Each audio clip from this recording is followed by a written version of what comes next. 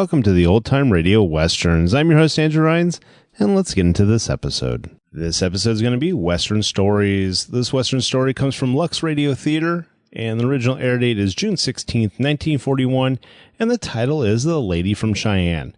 Hope you enjoy it, and again, thanks for listening.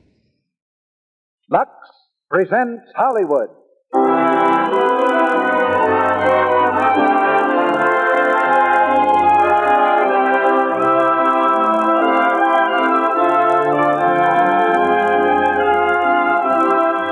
The Lux Radio Theater brings you Loretta Young, Robert Preston, and Edward Arnold in The Lady from Cheyenne.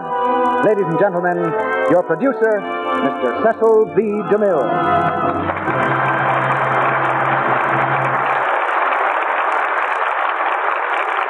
Greetings from Hollywood, ladies and gentlemen.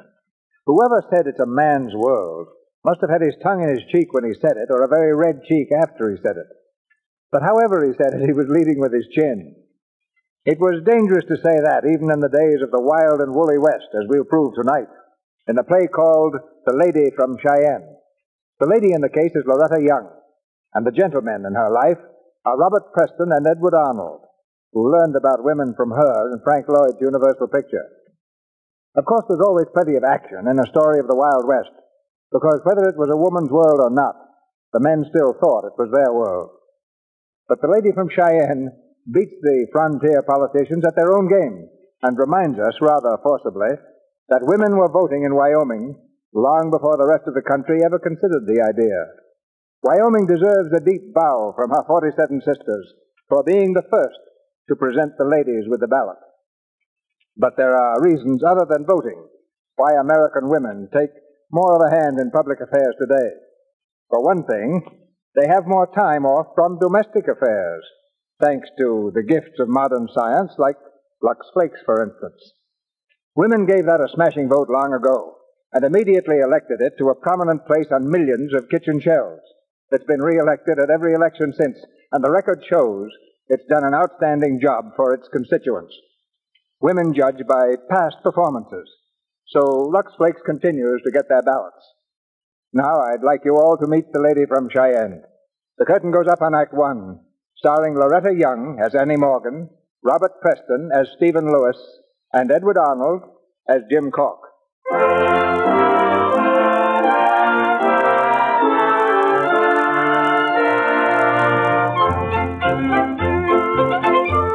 April 14th, 1869. Under the state line, a printed notice is being tacked to the rough boards of a brand new railroad station in Wyoming. It reads, "Notice. The railroad wishes to announce a public auction of lots in the proposed township of Laravel. Sale begins at 10 a.m. It's almost 10 now, and the crowd is gathering. From miles around they come, by foot, by horse, by buckboard, and by the new steel monster of the prairie, the railroad train. These are the founding fathers of Laravel. Ranchers, farmers, merchants, gamblers, and inevitably, crooked land sharks. One of these is just stepping off the train now, Mr. James Cork. As he waves his big hand to the crowd, he's greeted by a loud cheer from his henchmen. Hello, Barney. Hello, Joe. How are you, boss? Fine. You fellas ready to go? Sure. You won't have no trouble. Just settlers and speculators here. Anybody else be rode out. Good work, Barney. Say, boys, I want you to meet Steve Lewis. Steve, the boy. Howdy, gents. Now, Steve here's going to run the auction, so that we'll know everything is going to be done my way. Is that right, Steve? Yeah, that's right. Nice and legal. Yeah, that's right. Nice and legal. Now, look, boys, I want all the river lots, and Steve here is going to be taken with a sudden affliction. He won't be able to hear anybody bid unless they're standing down close. And that's where you boys ought to be, do you understand? Sure, boss. Good. Well, let's get started, and remember, $50 a lot is the top price we pay. All right, everybody, down this way. The auction's down here. Come down this way, ladies and gentlemen. My good friends, fellow pioneers, and all you elegant ladies. You've walked, you've rode, you've come by train. I know you've had a long, hard trip, but that's over with. We're going to hold this auction, and we're going to found a town. And we're going to build it up until New York and Chicago have something to shoot at. Yeah! Now, wait a minute. I know you're all anxious to get started, so I'll introduce you to Mr. Steve Lewis, my lawyer. He's going to run the auction. Ladies and gentlemen, Mr. Lewis. All right, folks, you've all had a chance to study the map, so let's make it quick. Let's start with lot number 57. What do I hear? What am I bid? I bid 50. 60. 75. I bid $50. Do I hear more? I said 75. 50 it is then. Sold to this gentleman for $50. Just a minute, mister. I bid 75. It was closed on that lot. But I bid $75. I'm sorry, I didn't hear you. You hear me all right, and it ain't legal. Now, hold on, my friend. At this minute, you're breaking the law, attempting to intimidate a legal representative of the railroad. What? By threats both implied and spoken. And according to the verdict handed down in the case of State versus Peckham, you're in grave danger of standing liable for a term of not less than 4, nor more than 6 years in prison. Prison? Who's in prison? Peckham language there for 5 years. Well, I don't want no trouble with the law. Nice work, Steve. Yeah, nice and legal. Yeah. All right, now, lot number 72, River Lot. What am I bid for this lot? $75. $50. $50. Do I hear more? I bid 75. Sold for $50. And now for lot number 38. A beautiful garden spot on the river. What am I bid? What do I hear? $50. $50 I'm bid. Do I hear more? One moment, please. One moment. I bid $75. Say, women can't bid here. Which one was it, Steve? Here she comes. The girl in the funny hat. Excuse me, please. Let me through. I bid $75. So what's she supposed to be dressed up for? This is an auction, not a masquerade. Oh, now be generous, Jim. The young lady's costume is a mere 20 years behind the time. $75. Let me through, please. Hey, lady, where did you find that hat? That fellow looked like my old rooster after he got sick. Good morning, gentlemen. I bid $75 for that lot. Now, just a minute, ma'am. Will you hold my umbrella, please? What? Thank you very much. And now I do hope you're all going to be gentlemen and not bid any more. What? Because I want that particular lot. Well, ma'am, just who are you bidding for? I'm not bidding for anybody except myself. Then what do you want the land for? Well, since you're nice enough to ask me, I'll tell you. I'm buying for speculation. I come from Philadelphia. My folks are Quakers. They're both dead, though. My mother died of heart trouble, arteriosclerosis. It's rather difficult to pronounce, but it's really a dreadful disease. My father's heart was quite good, but after my mother died, he was never quite the same. He finally came down with sugar in the blood. Did you ever have that? No, I guess you wouldn't. You look quite strong. Well, anyway, my parents left me some money, and there I was, an orphan, with nothing to do but teach school forever in Philadelphia. And then my uncle told me about this place, and so here I am. And I have all the money my parents left me right here in this bag. It's $500. Except $34.60. That's what the trip cost so far. And if I have to, I'll bid all my money on that lot. So I do hope you're all going to be gentlemen and not bid any more. Is this real? There appear to be a number of children around here. Yes? Yes, I might even put up a schoolhouse. After all, if the town is going to be all you said, they'll probably need some learning, don't you think? Why, certainly no one would compete with you, miss, would they, Jim? Well, Sold to the young lady. What's your name, ma'am? My name is Annie Morgan. Thank you. Step over the table, make your payment, and get your deed. Oh, thank you very much. My umbrella, please. Thank you. Good day, gentlemen. Excuse me. Say, Steve, that was the best lot we had. What's this, anyway? Gallantry, Jim. Gallantry.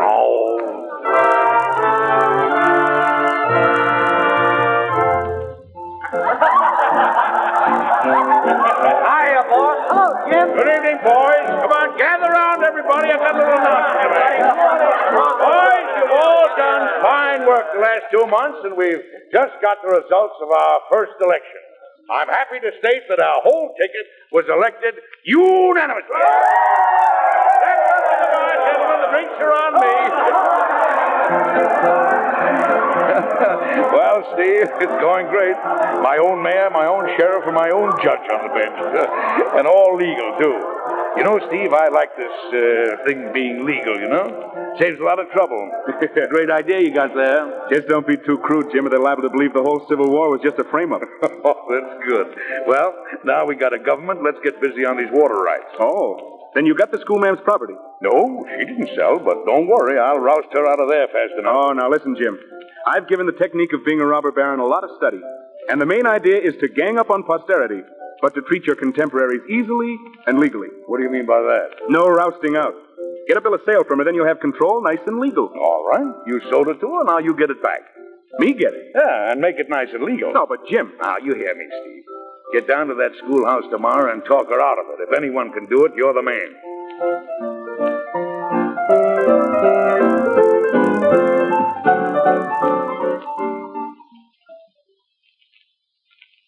And now we come to Henry VIII. Do you know who Henry VIII was, children? No, ma'am. Well, he was the King of England. He had 6... Well, anyway, He died in 1547 at the age of 56. And now we come to Joan of Arc. Hello. Why, Mr. Lewis. Oh, I'm sorry, Miss Morgan. I really didn't mean to interrupt. I thought your class would be over. Oh, my goodness, and so it should be. It's after 3 o'clock. Very well, children. School is dismissed. Good night, Miss Morgan. Good night, Johnny. Come on, Nosy. I'll race you. And be on time tomorrow now. I hope you'll forgive this intrusion. No intrusion, Mr. Lewis. I'll just straighten up my desk a little and... Oh, my goodness, my flowers. oh, here, let me help you. Oh, dear. Oh, your dress is soaking. Oh, don't bother. It will dry in the sun. I got much wetter than this yesterday holding Mrs. Lancey's baby. Oh. Well, look, I thought perhaps you'd like to have this volume of Browning's poems. Oh, that's nice of you. The years at spring, the days at the morn. Morning at 7 and hillside dew pearls. I beg your pardon? That's in Pippa Passes. Oh, yes, in Pippa Passes. By Browning. Oh, yes, of course. I think of one of Mr. Browning's best, don't you? Oh, yes, definitely. Thank you very much, Mr. Lewis. It was so thoughtful of you. No, don't mention it. Are you walking home? I always do. Well, may I walk with you? That's very nice of you indeed. I'd like to walk home with you. In high school in Philadelphia, when all the girls had boys to walk home with them, I used to wish... Well, what I mean is, there was one boy who would have walked home with me if he'd only stopped to think about it. What? Would you close the door, please? Thank you.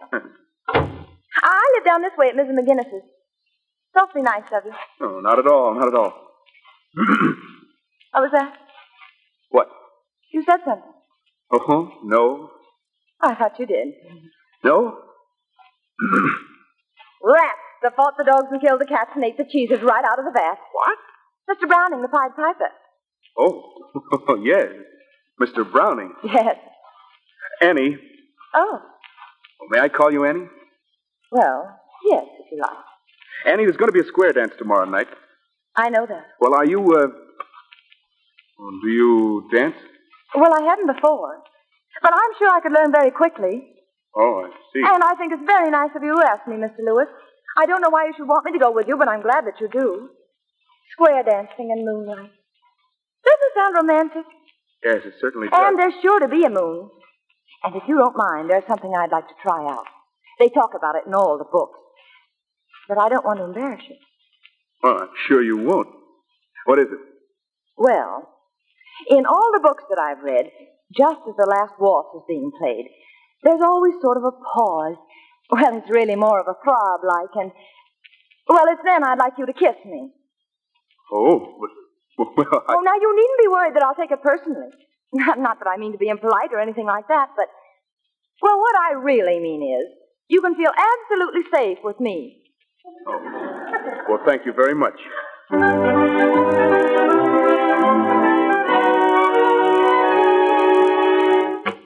Mrs. McGinnis! Why, Annie, what is it? Oh, Mrs. McGinnis, it's wonderful. The square dance I'm going to it. He asked me, Mr. Lewis. Do you know how to dance? Dance? Why, my dear, that's how I won my present husband. Oh. Practically swept him off his feet. Well, then you can teach me how. I bought 15 yards of pink muslin with the sweetest little green flower you've ever seen. Pink and green, Annie? Yes, isn't it a lovely combination? Well, I don't know. And I bought 15 yards. Is that enough? I thought I'd get a lot in case we spoiled some. And a bustle, just like the one on your black dress. Can I have a bustle, Mrs. McGinnis? Let me see. Yes, I think you could stand a bustle. Oh, Mrs. McGinnis.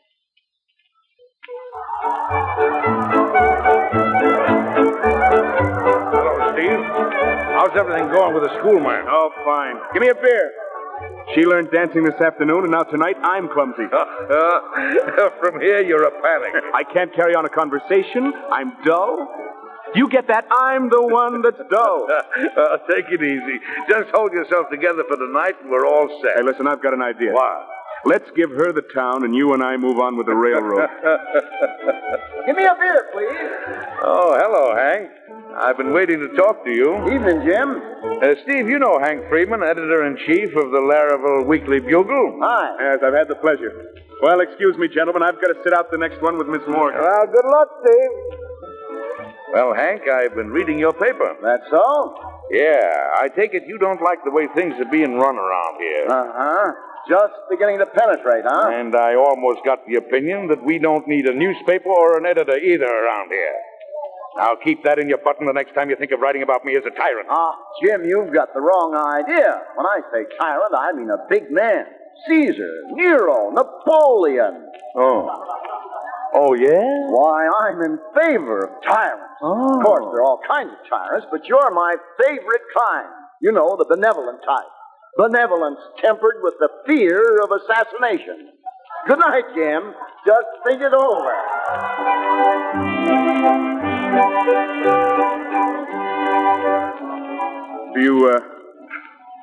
Would you rather dance? Oh, it's lovely out here. Look at all those wonderful stars. Starlight, star bright, first star I see tonight. I wish I might have the wish I wish tonight. A stove. What? A stove. I just wish for a brand new stove for my schoolhouse. Oh. They're intoxicating, aren't they? The stars, I mean, and the moon. Do you think it sticks out too far in the back, or I ought to have two of them? To what? Two stoves for my schoolhouse. Oh, no, just one. Oh.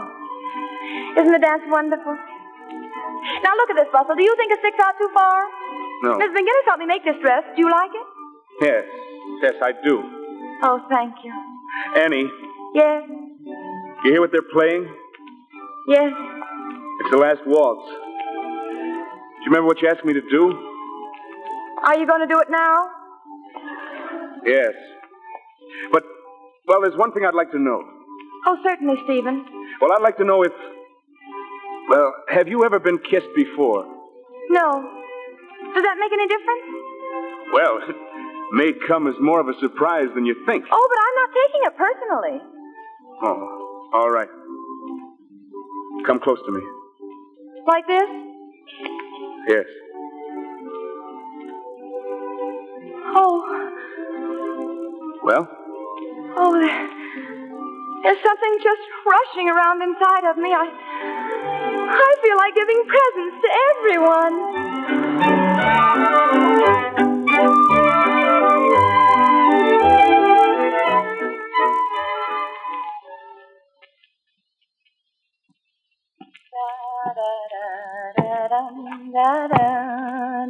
Oh, that's very good, Edward. Now put all the history books together.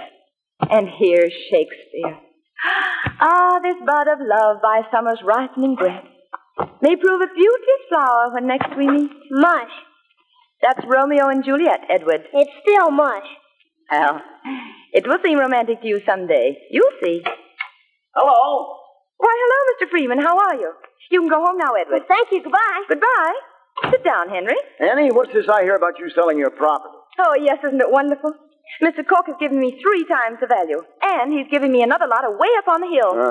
Our kind-hearted Mr. Cork. Yes, and as Stephen pointed out, after all, I did buy this land for speculation. Oh, Steve pointed it out. Yes.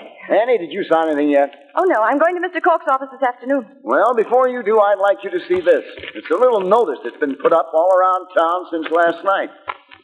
To whom it may concern.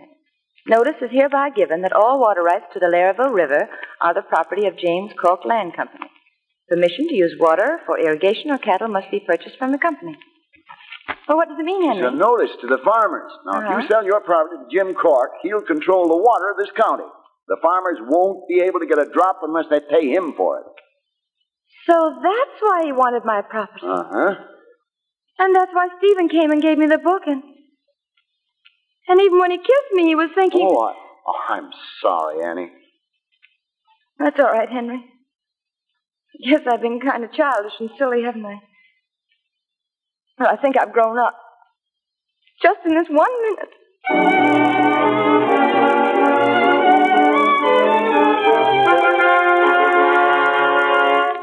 Good afternoon, Annie. Come right in. Well, Miss Morgan, we're certainly glad to see you. Are you, Mr. Cork? Here, sit right there, Annie. Thank you.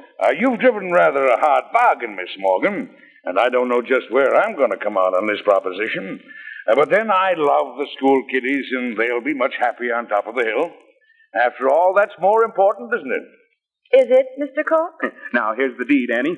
And here's the pen. You sign right there. Right there. Yes, right there.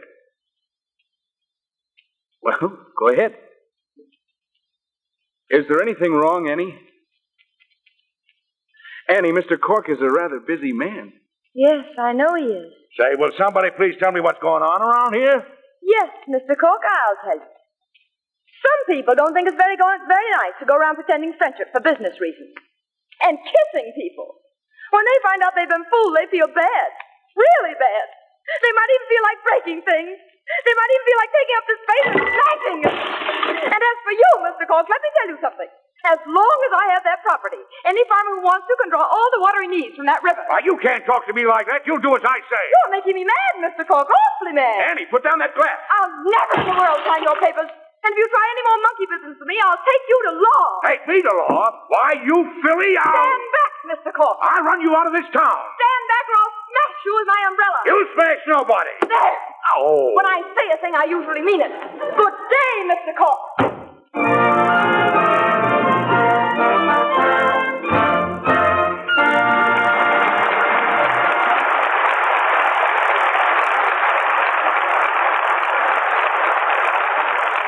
After a brief intermission, Mr. DeMille presents Act Two of The Lady from Cheyenne with Loretta Young, Robert Preston, and Edward Arnold.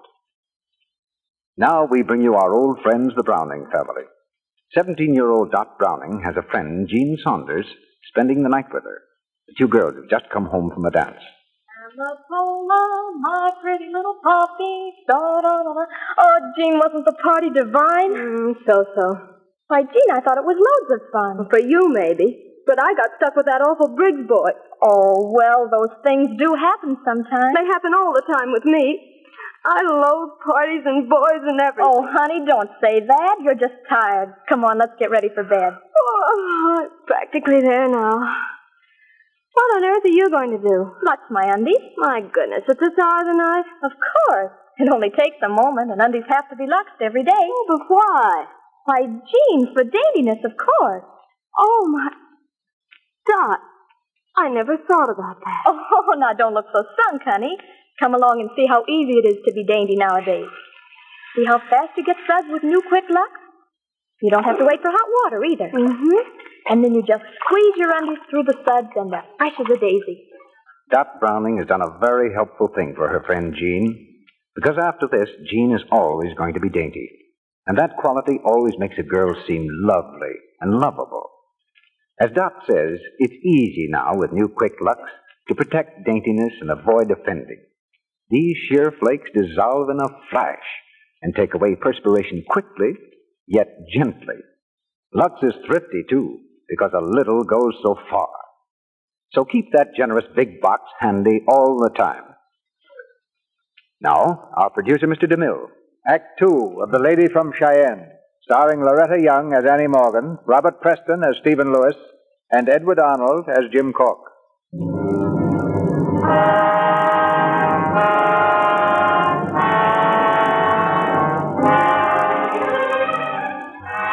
With Jim Cork in the driver's seat, the government of Laravel became a reign of terror.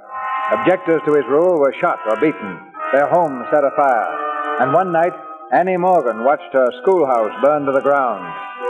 Hank Freeman, the fighting newspaper editor, is the only one who dares to tell the truth about the tyrant, Jim Cork. Read all about it. Schoolhouse burns. Read all about Jim Cork, arsonist. Read all... Oh. Henry, are you all right? Get some water. Oh, you poor thing. What have they done to you, Henry? Just my arm. Oh. It'll be all right. This is the last straw. We're going to do something to stop this. We certainly are.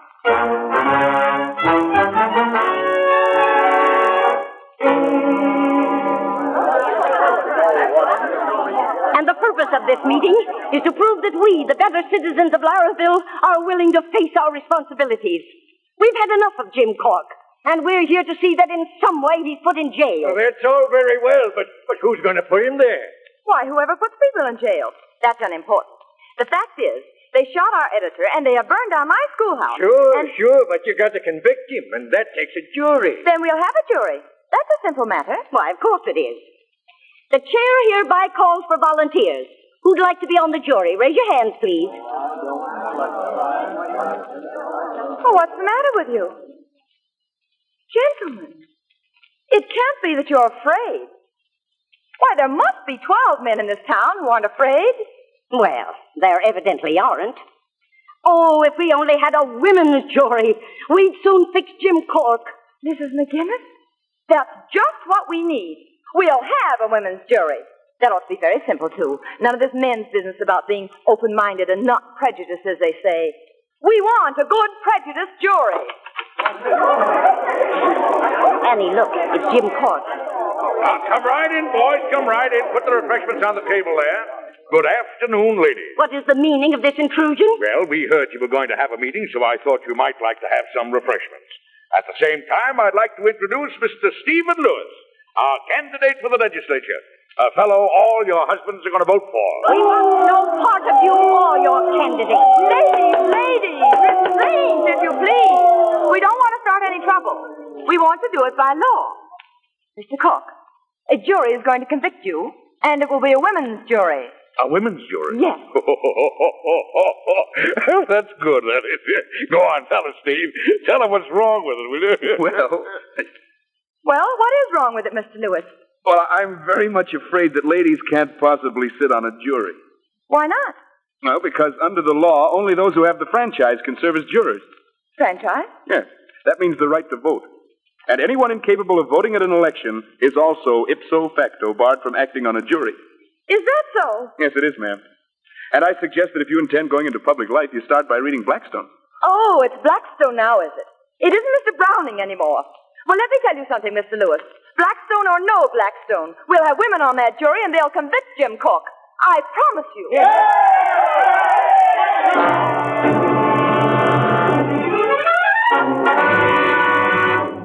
In other words, Henry, he said we couldn't do it. But we can, can't we? No, Steve was right. You see, there's law, Annie. Laws that man made. And under them, a woman is just chattel. Chattel? A piece of property without any rights at all. That's a nice thing. Oh, their laws let you live and breathe, and I guess they think you should be thankful for that much. Well, I'm not at all thankful, Henry. There's something just boiling up inside of me. I think I'm just plain mad. I'd like to hit somebody. Sure. But organizations have to be started. And before things can be changed, bills have to be passed up there in Cheyenne, in the legislature. It takes time. Listen, hear that crowd? Yeah. The election must be over. Hank! Well, John? Oh, it's all over, Hank. Steve Lewis was just elected to the legislature. Oh. That settles it. I'm going to take the next train to Cheyenne. I'll get a bill passed, and that's what has to be done. Goodbye, Henry. I'll be back on Thursday.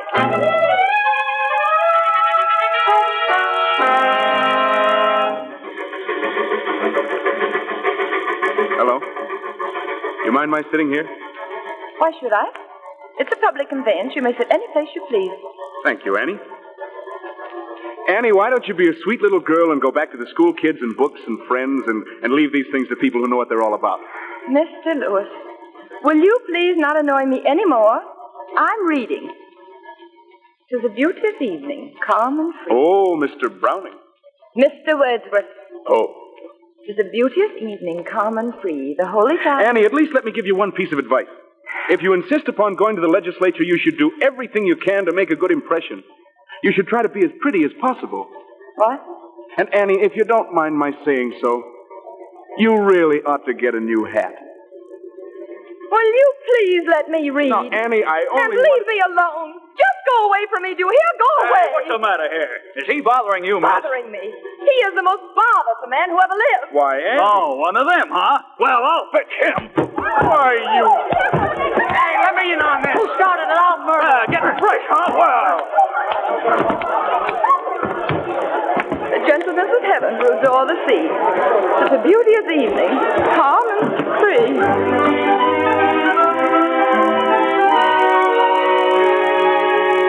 This is as good a room as you'll find in Cheyenne. There's a lump in the mattress, but you can curl around it. And we've got one strict rule. No singing after 2 o'clock in the morning. Come in. Hello, dearie. I'm Elsie, and this is Myrtle and Gertie. How do you Hello do? there. How do you do? I'm Annie Morgan. You're new here, aren't you, honey? Yes, I am. I'm going to be here for only a few days. I have to hurry right back to Larryville. You don't say. Yes. Looks like you got out in kind of a hurry, too. Oh, I did. The ladies felt I should lose no time. They all came down to put me on the train. They put you on the train? No. Well, the same thing happened to me once. Say, maybe we could get you in the show over at the Palace. We're dancing over there. Yeah.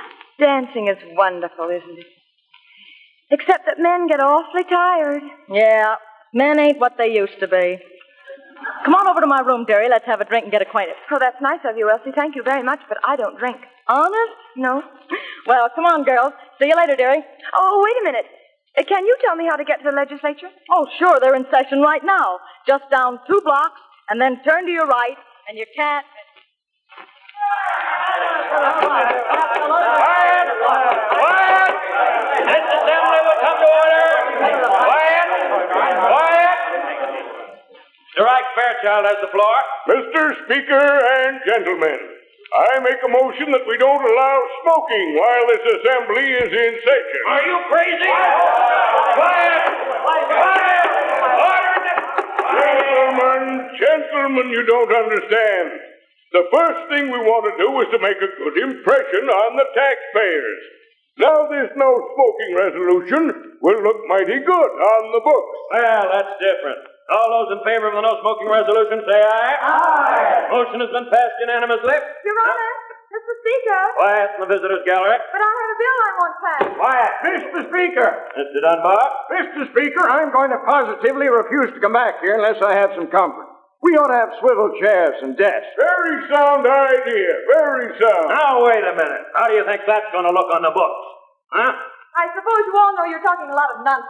What's that? I've never heard such a lot of silly talk in all my life. It's ridiculous. I should like to call the attention of the Speaker to the fact that visitors are not allowed to interrupt the proceedings of the House. I am not a visitor. I am more a part of this assembly than guests are. I have something important. Mr. Speaker, no resolution has yet been passed approving the presence of women in the visitors section. And I move that until such resolution is passed, that the young lady retire to the hall. I second the motion. Will you please stop making motions while I'm talking? Quiet. You all heard the motion. All those in favor say aye. Aye. Young woman, will you please retire to the hall and no back talk? You know that just qualified. Been waiting a mighty long time, ma'am. Is there something I could get for you? No, thank you. Talk, talk, talk. Don't they ever do anything but talk in there? Well, ma'am, I've been taking care of the gentlemen's hats a number of years, and I ain't heard much but talk. Of course, sometimes they lay cornerstones for exercise. Well, I haven't any time to waste around here. I have to get my bill passed and be back home by Thursday. Mighty fast work, ma'am. You must be in a powerful hurry. Oh, I am. I have to be back and put a man in jail. That's so. There's a joint. Excuse me, ma'am. I got to get the gentleman's hats. Well, hello, Annie. You'll be happy to know that we get our desks in 2 weeks. Good day. Good day. Oh, Your Honor. Huh? Your Honor, I have a bill I want introduced. What district, ma'am? Laravel District. You'll have to speak to Mr. Stephen Lewis. He introduces all the Laravel bills. But... Good day, ma'am. Oh, sir. Will you help me? At your service, miss. What is it? I have a bill I want introduced. Well, miss, what sort of a bill is it? Well, it's a bill that will give women the franchise. That means it will give women the right to vote. Women's suffrage. So that's what you want, is it? That scatterbrained idea of women voting. Why, you women don't know how to think. If you had two ideas, your heads would split open. Well, now, wait a minute. Let me tell you something. Woman's place is in the home with babies, donning a good man's socks and doing the washing. But, sir, you And if you were someone that belonged to me, I'd give you a darn good spank. Good day.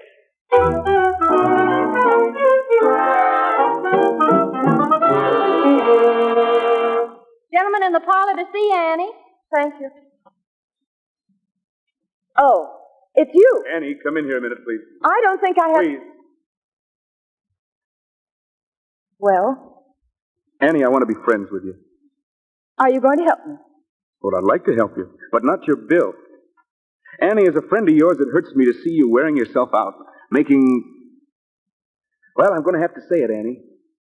Making a ridiculous figure of yourself. Why, how dare Now, you come in here? wait. Annie, I told you on the train you're a sweet, silly child. Why, instead of worrying about other people, you should have someone to take care of you. You should be married and have a good man to look after you. Why, you aren't meant to be an old maid, Annie. There's too much woman in you, real honest woman. Yeah. And you'd be pretty, too. Darn pretty if you'd fix yourself up, do something with your hair, make it sort of fancy, and wear some attractive clothes. Why, you could do a lot with yourself if you'd take the trouble. You think so? Why, sure. And I'll bet back in Laravel there's a dozen good men that would marry you. Oh, you do you? Well, you just get right out of here and take your advice with you. And please don't tell me what I should wear and how I should look, and don't ever speak to me again. Annie. Go away, I hate you. Well, dearie, I hope you didn't let him see you cry. I'm not crying. No, of course you're not. I'm just mad. I'm just real mad. You must be pretty stuck on him to get that mad. I hate him. He's done everything he could to stop me ever since I first came here. And he said I don't have to be an old maid, even though I don't wear my hair the way he likes it. He wants it fancy. I never hated anyone so much in all my life. Not even the man in Philadelphia who beat his dog. Oh, now, wait a minute, kid. Take it easy. Tell me all about it, and I may be able to patch things up. I don't want things all patched up. I want them all ripped apart. Oh, Elsie. I've just got to get that bill introduced now so as I can show him. I've got to find some way. If I just knew somebody in there. You mean someone in the legislature? Uh-huh. Well, if that's all you need, your troubles are over. Elsie, you mean you know one of them? One of them? I know them all. When do you want your bill introduced, dearie? Oh, Elsie.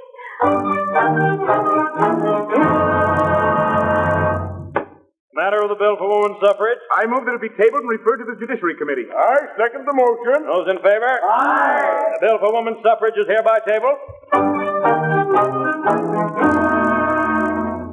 What happened, ma'am? Anything? Nothing, George, nothing. My bill was introduced and they wouldn't even vote on it. They referred it to that committee. Oh, that's bad. Well, what will happen to it, George? Well, they'll just kick it around and report it out on the floor without comment. Oh. When a bill comes out without comment, it's dead, buried, and forgotten. That's what used to happen down there in Washington. Oh, dear. Then we'll have to get some comments. Yes, miss. It appears to me we're going to need a whole mess of comments. Yes. Well, what did they do in Washington when this happened? Well, they always got to the highest man. The speaker? No, ma'am, the very highest man with the biggest influence. Yes. This case would call for the governor. The governor, of course. Why didn't I think of it?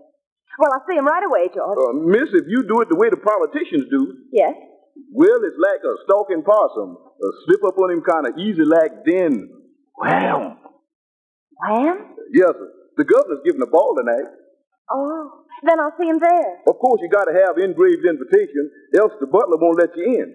I seen some in the gentleman's pockets in the cloakroom. Would you like one, miss? George, if anyone had told me 2 weeks ago that I'd accept stolen goods... Thank you, George. Yes, sir. I was going to be that too tonight, miss. They hired me as a waiter.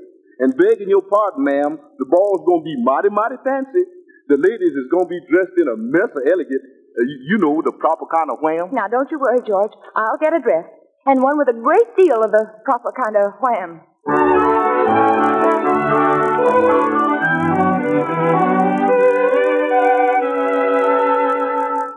Now, just stand still, Annie. It looks fine. Does it? I feel sort of naked. Hey, what's she doing in my dress? Get out of that. Keep quiet, Gertie. She needs it. What for? Is she joining the show? No, I'm not, Gertrude. I'm going to the governor's ball. The what? Uh-huh. And I needed a dress. It's very important. Oh, well, why? Annie's doing a job for all of us. She's going to get us votes. Votes? For what? Votes for whatever we want to vote for. Annie says we're all chattels. Well, of all the nerve. What's that? Slaves of men. And when we get the vote, we'll be just as good as men. That's why Annie's going to the ball. No, in that case. Oh, wait a minute, Elsie. I'm getting nervous. I don't think I can do it. Oh, sure you can. No, kid. I really don't. What you need is some nerve medicine. Huh? I hate to give it away, but it sure looks to me like you need it. Here, take a slug. Well, what kind of medicine is it, Elsie? Just general strengthening. Elegant for the nerves. Oh. I call it Pepso. Uh-huh. A gentleman gave it to me. Well, how much should I take? Oh, as much as you can hold. Oh. You see, it kills the germs inside your nerves. Now, down with it, dearie. Atta girl. There, dearie, that's all right. Oh, it's awful. I know it is. That's because it's good medicine. Oh. Here, drink some more. Oh, I can't. It burns too much. Well, that's part of the treatment. You know, I stand a lot of it burning just so I can keep my health. Annie, where's Annie Morgan? Did you see her? Meet the new addition. Well, fuzzle my bustle, dearie. I'd never know you. You don't look like the same girl. Oh. Here, look what's come for you. A telegram. Telegram for me? Oh, I'm shaking. Here, let me do it. Clark shot dead this morning. Oh, I knew it was something horrible. Clark taking water from your land, only place he could get it. Killed by Cork's men. We have the evidence if you have the vote. Hank Freeman. John Clark shot dead. Friend of yours, honey? Shot. Just for taking water for his children, maybe.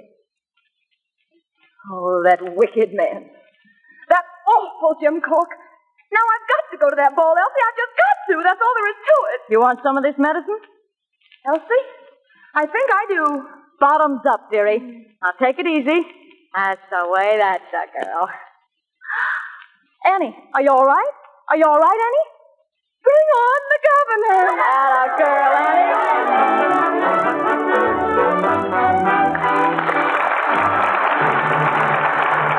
We pause now for station identification. This is the Columbia Broadcasting System.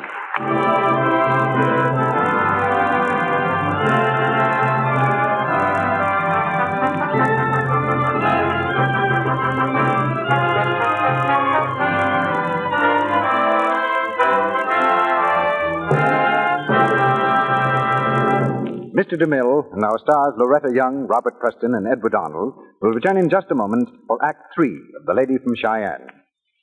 And now for a little demonstration of one striking fact about our product. Listen to these two girls, each typing a letter.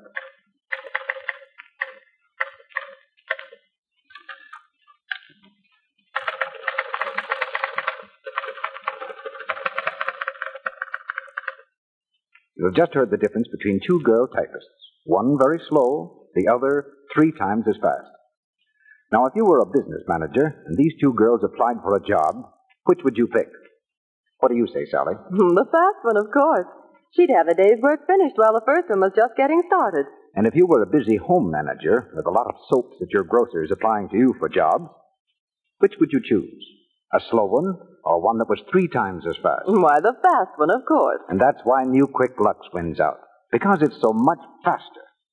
By actual test, in water as cool as your hand, it dissolves 3 times as fast, not just twice, 3 times as fast, as any of 10 other leading soaps. That's big help, Mr. Ruick.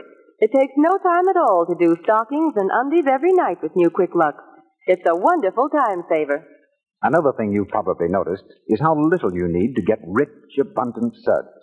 New Quick Lux flakes are thrifty.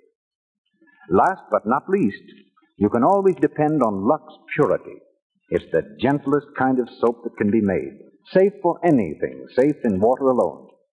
Yes, there are 3 very good reasons why American women have chosen New Quick Lux for their pretty washables by a vote of 2 to 1. Why twice as many women use it for their nice things as use any other flakes, chips, or beads. It's fast, it's thrifty, it's safe. Don't forget to keep that generous big box handy all the time. New Quick Lux comes in the same familiar package at no extra cost. Now, Mr. DeMille returns to the microphone. The curtain rises on the 3rd act of The Lady from Cheyenne.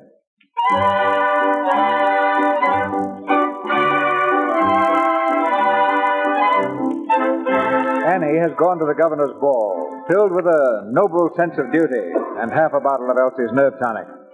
In her new clothes, beautiful and radiant, she dances with her unsuspecting victim, the governor himself. Oh, Governor, I hesitate to say it, but you're so different from what I imagined. Really? Oh, yes.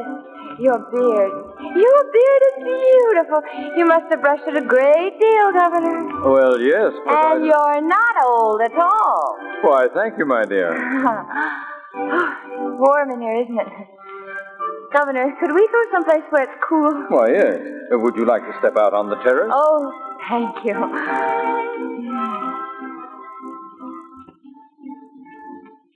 My, it's lovely out here, isn't it? I'm awfully glad to be alone with you. Well, that's very nice of you. Yes, isn't it? But then you see, I have my reasons. That's why I came here tonight. I do hope you're not going to be angry with me, too. Angry? Yes. You see, I really want you to help me with my bill. Oh. And the bill is to give women a franchise. That means they can vote. Women's suffrage. Yes. Now, just pretend for a minute that you're Mr. Lincoln and you're freeing the slaves. Why, Governor, You'd even look like him if your beautiful beard were dark. Oh, would I? Uh-huh. Really? Oh, yes, indeed. And now you will help me, won't you? Well, I'm afraid there's nothing I can do. Oh. You'll have to do some lobbying. Lobbying? Oh, yes, yes. Well, my dear, I'm afraid I'll have to join my other guests. Oh. Shall we go inside? Well, thank you, Governor, but if you don't mind, I think I'll just stay right out here and think over all you said. Why, of course, of course. May I have another dance later? Oh, yes, indeed. Thank you. Evening, ma'am. Oh, hello, George. You's doing fine, No, I'm Missy. not. I'm not getting anywhere. He told me to go in that lobby again, and oh, George, I sat in that lobby so much. No, ma'am. He means two lobbies. That's the way they get everything did in Washington. Oh, how do they do it? Well, it's this way. Uh-huh. Lobbying is making use of the fact that the Republicans hates the Democrats, and the Democrats hates the Republicans. Uh-huh. So they's already suspicious of each other. You just got to help them along. Help him along? Yes, sir. Now, Mr. Fairchild, he's the leader of the Republicans, and Mr. Dunbar, he's the Democrat boss. Oh. You ought to see both of them. Thank you, George. I will. Miss Morgan, ma'am, you're very, very flattering. Oh, not at all, Mr. Fairchild. Oh, Mr. Fairchild, the governor told me the funniest story about the Democrats. That's so, ma'am? You are a Republican, aren't you? Born and bred, ma'am. Well, the governor said that all the Republicans are so smart, they're much smarter than the Democrats. Is that so, ma'am? Oh, yes. He said that the Republicans are all going to vote for the bill tomorrow. Eh? What bill is that? The woman's suffrage bill. Well, I didn't think anyone wanted that bill to go through. Oh, of course they don't. They'll turn it down. But it will look so good on the record for the Republicans to vote for it. You see, they'll get the credit for being liberal, and they still won't lose anything because they'll be letting the Democrats vote it down. Yeah, I see. Well, that's a right smart idea. Miss Morgan, every Republican in the legislature will vote for that bill tomorrow. Oh, Mr. Fairchild, aren't you the smartest man?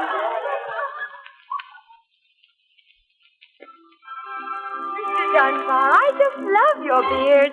You brush it often? Why, yes, Miss Morgan, but... Oh, it's lovely. You know, Mr. Dunbar, I have so much respect for the Democrats. And you are a Democrat, aren't you? A fighting one, ma'am? I knew you would be. And I wanted to tell you how right you were to scold me for that suffrage bill. Oh, no, ma'am. Oh, yes, indeed. The governor himself convinced me how ridiculous it was. But he hopes the Democrats will vote for it. Vote for it? Oh, yes. Don't you see? Don't you see? Well, He's going to make the Republicans vote against it. Well, I see, ma'am. I knew you would. Of course. Let the Republicans vote against it. I'll have every Democrat in the legislature vote for it. Oh, Mr. Dunbar, you're the smartest man. Of course, you know, Miss Morgan, you're making quite a spectacle of yourself. All the other gentlemen seem to like it, Mr. Lewis. You're quite the belle of the ball. So I've been told all evening. I want to talk to you. Come along. Where? Out here, out on the terrace. Oh, I don't know, Mr. Lewis. I went for a walk with you at one dance, and... Oh, it wasn't very amusing. Well, you're coming along whether it's amusing or not. No,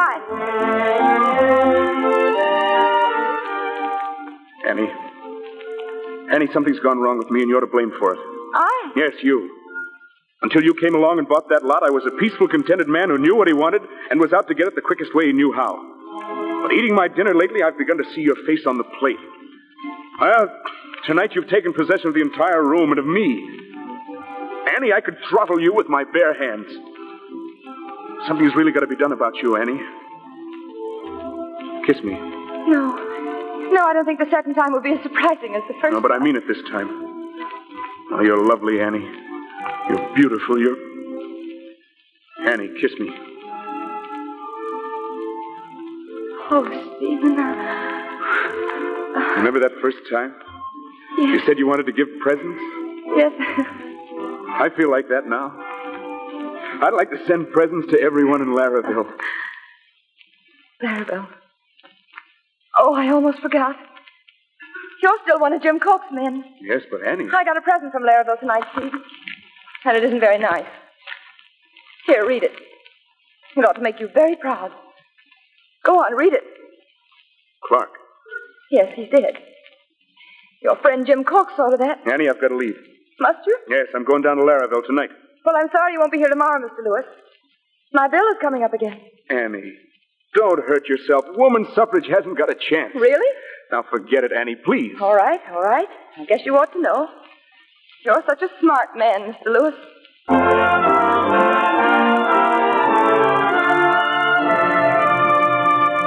Gentlemen, we have tabulated the results on the woman suffrage bill, and we find that it has been passed unanimously. What? It's a frame up.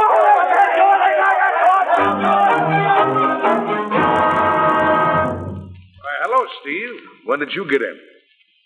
Anything happen up there? No, it happened here. Jim, I don't like being crossed. Crossed? What are you talking about? Just this. There wasn't going to be any rough stuff. We had that out once. And from my side, I meant it. And then I hear about Clark being shot. Oh, that? Yes, that. I was willing to go along if you played smart and let me call the moves. But when you lose your head and start plugging farmers in the back, I'm through. Now, look. No, I'm all washed up. I resigned up at the legislature and I'm moving on. Just came back to tell you. Now, wait a minute, Steve. Let me explain this thing, boys. Passed! Did you hear that, you mongrels? It's passed! Oh, get out of here. Hello, Mr. Tyler. Mr. Assemblyman, have you heard the news? It's passed. What's passed? Annie, put it over on you, my fine feathered friends. Women's suffrage is passed. You get that? The women have the vote. Why, they can't do that. Do you know anything about this, Steve? No, so help me. Well, how did it happen? Well, that's what I'd like to know. Here's your telegram. Glad you have evidence against Mr. Clark because women's suffrage passed unanimously. Will arrive on tomorrow's train. Annie. Why, the little... I'll show her. I'm still running this town. I'm going to run it my way. Now, wait, Jim. You're telling me you're through? You bet your sweet life you're through, and you'd better get out of here while you're still able. So they're going to try and get me, eh? All right, I'll show them. I'll run that schoolma'am out of this town so fast, she thinks she was shot out of a .45. And all the rest of them that want votes for women. Fight, noisy, say and party. Come on. We've got work to do.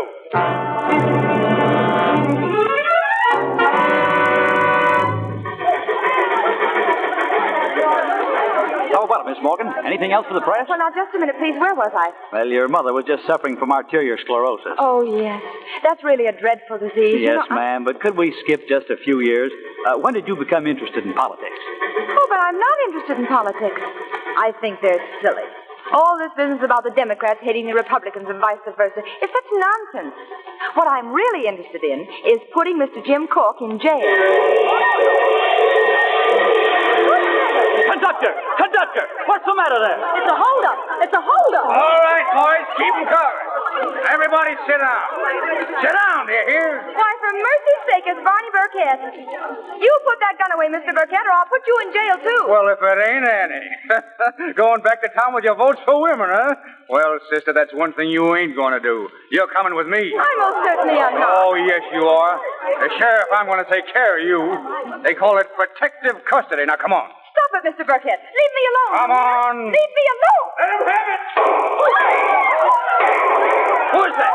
Who is it, Norton? Steve Luke, he's got 10 men out there that surround the train.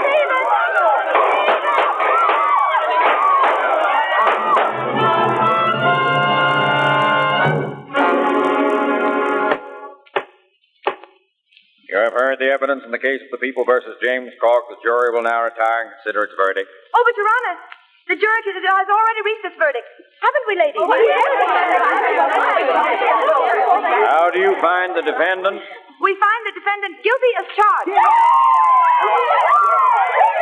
You can't do this to me. A woman's jury ain't legal. It can't be, that's all. It can't be.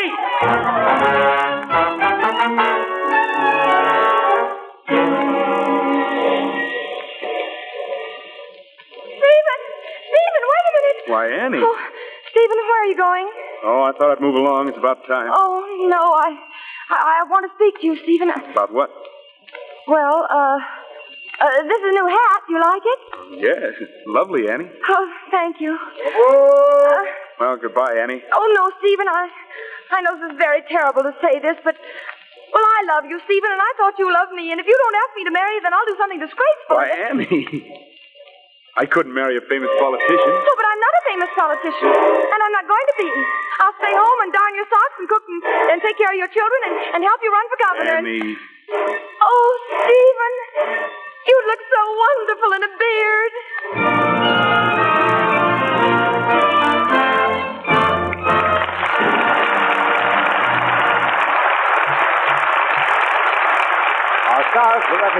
Robert Preston, and Edward Arnold will return for their curtain calls in just a minute. And Mr. DeMille will bring us news of next week's play. Not long ago, I read somewhere that on the average, Mrs. America spends 4 years of her life washing dishes. 4 years. That's quite a big chunk of time. Why, in 4 years, you can go through college and get a degree. In your hands, well, in a lot less than 4 years of dishwashing with a harsh soap, they can get another kind of degree. DH. Dishpan hands. Of course, it's the wrong kind of soap that gives you dishpan hands. Millions of women wash dishes for many years, yet their hands stay soft and lovely when they use the right kind of flakes. Flakes mild as the finest toilet soap. That's how gentle New Quick Lux is. You see, there's a difference in the way soaps affect your skin. Soaps containing harmful alkali dry the precious natural oils, and soon the skin grows parched and chapped, looks red and rough. You can be sure you're using soap that's kind to your hands when you stick to New Quick Lux. It has absolutely no harmful alkali. In hundreds of one-hand tests of 5 leading soaps, Lux was proved kindest to hands. These gentle flakes are thrifty, too, especially when you buy the economical big box. And fast, they leave glasses and dishes sparkling in no time. Begin using New Quick Lux flakes for your dishes tomorrow. Now, here's Mr. DeMille with our stars. Loretta Young, Robert Preston, and Edward Arnold have given us many a good time in the Lux Radio Theater. So right now, suppose you three come and take a bow. Thank you, Mr. DeMille. I've enjoyed coming back to do this play with Bob and Eddie. Now, that goes double for Bob and me. Well, I'll make a confession. You're 3 of my favorite stars. Oh, that's so. Well, boss, how about giving me a day off from Reap the Wild Wind tomorrow? As I was saying, Loretta and Eddie, you're 2 of my favorite stars. You're a hard man, DeMille. You can't tell me. This is my 3rd picture for him. Simon Legree DeMille, we call him, behind his back. Oh, pardon me, boss. That's all right, Bob. That's all right. I discovered 30 years ago that nobody loves the director. By the way, Loretta, we're still waiting for the ballet dancer story you were going to make in pictures. Well, you won't have to wait much longer, Mr. DeMille. We've been in production now for 6 weeks. Well, what have you decided to call it, Loretta? We don't know yet. We're having a contest to decide that. Well, it's a lucky thing for us. We don't get mixed up in that ballet dancing, CB, although I'd like to see you try a few pirouettes. What have you got on the bill for next week, Bob? I'll tell you the name of the play first, Bob. It's Shop Around the Corner. But that's not the whole story. Because the stars are Claudette Colbert and Don Amici. The play is adapted from the Metro-Goldwyn-Mayer picture, a delightful comedy and one of the gayest love stories the screen has contributed in recent years. Personally, we think a team of stars like Don Amici and Claudette Colbert is a real scoop. So we'd like to meet you all at the Shop Around the Corner next Monday night. Well, those who saw the picture won't want to miss it, Mr. DeMille. And anyone else has a great surprise coming. Good night. Good night, CB. Good night. Good night. Good night. We'll be on your trail again.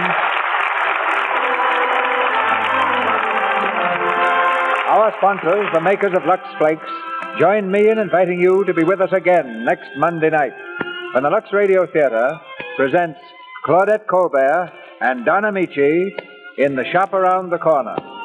This is Cecil B. DeMille saying good night to you from Hollywood.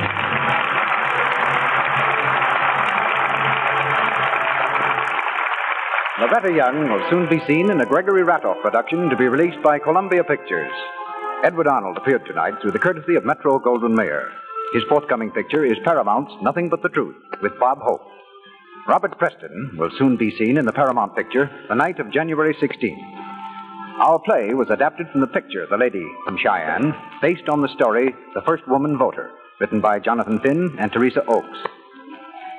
Included in tonight's play were Forrest Taylor as Hank Freeman, Jane Morgan as Mrs. McGinnis, Vivian Janiss as Elsie, Lou Merrill as Billy, Ferdinand Munier as Ike Fairchild, Warren Nash as Barney, Buck Woods as George, Stanley Farrar as Dunbar, and Bruce Payne, Gail Gordon, Dix Davis, Gloria Blondell, Celeste Rush, Tyler McVeigh, Dick Ryan, and Barbara Jean Wong.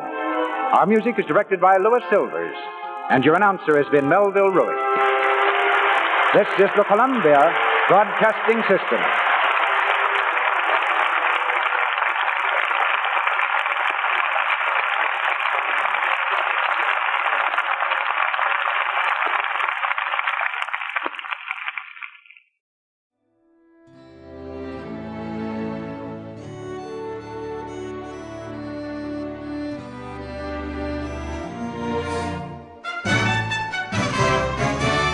This has been a presentation of OTRWesterns.com, and we hope you enjoyed. Please take some time to like and rate our shows in your favorite podcast application. Follow us on Facebook by going to OTRWesterns.com/Facebook.